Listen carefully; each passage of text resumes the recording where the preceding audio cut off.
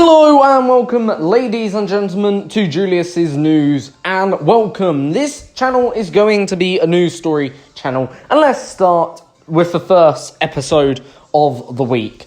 You can expect on this channel 3 episodes a week of news updates, and let's start with the first.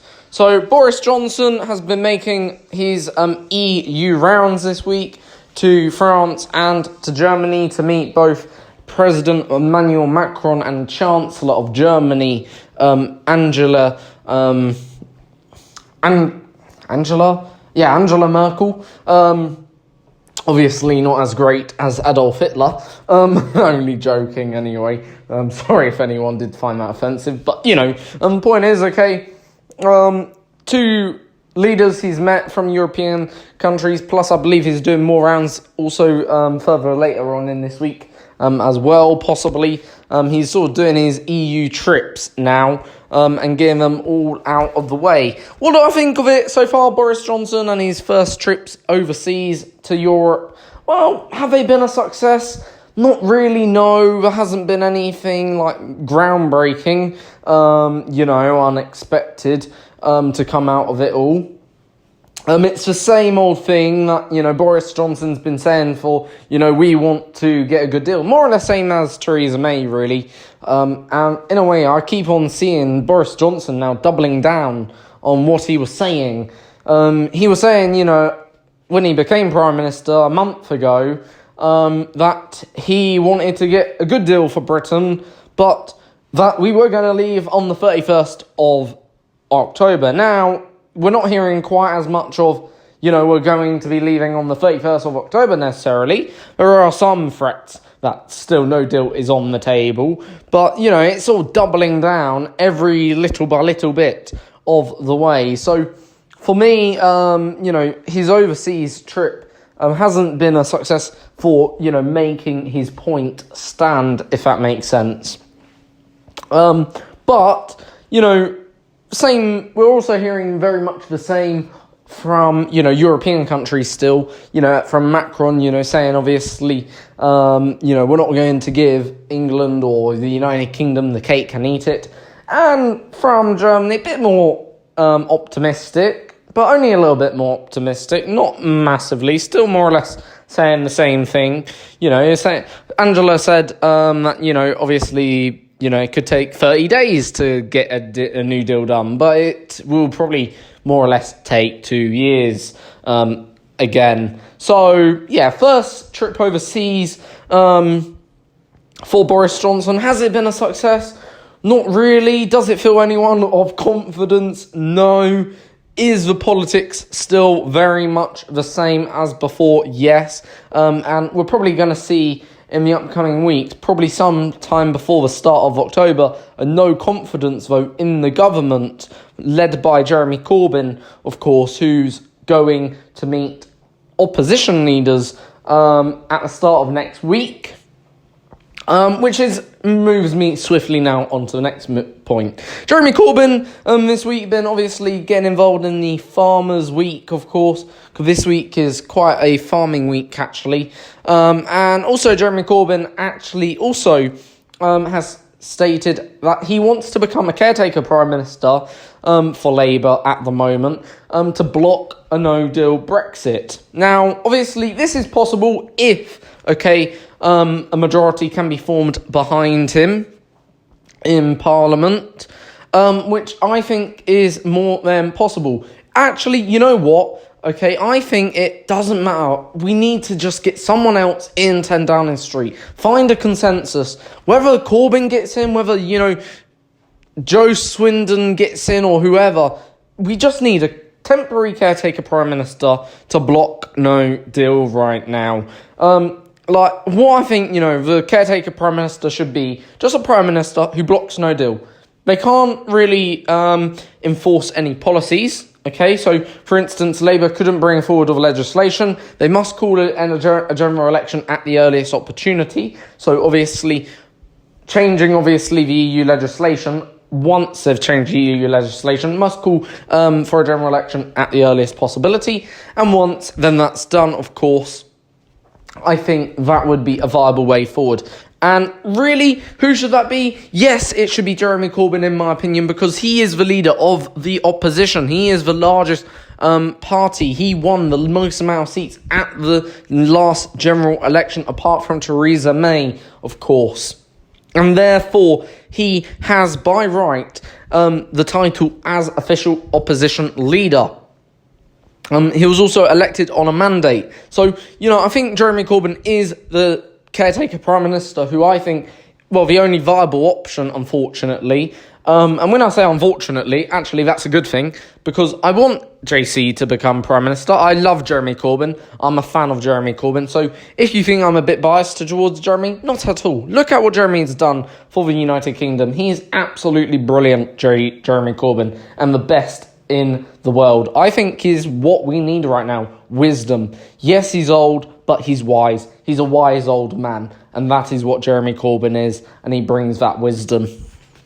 But as I was saying, Jeremy Corbyn, brilliant leader, absolutely brilliant. And I think, he'd be a fitting caretaker Prime Minister for now. But as I say, it should only be done. Any caretaker Prime Minister, whether it's Jeremy Corbyn, whether it's Joe Swindon, whether it would be someone that we haven't even named or mentioned, I think they should only be in power and put in power so long they agree to call a general election once a no-deal exit is blocked at the earliest possible opportunity to do so.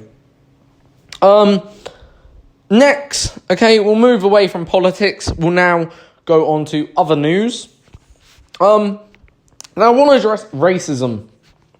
Now, recently, 2 football players, Tammy Abraham, and Paul Pogba, have been racially abused. Now, this is unacceptable. There's no debate about it.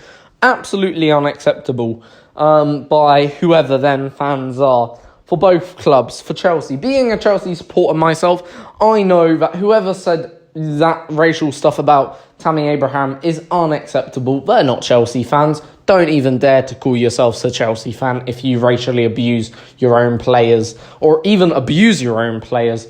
And it's not acceptable, not just to abuse players, but it's not acceptable to racially insult or use racism. Because, look, if you use racism, you're no better than Adolf Hitler, honestly.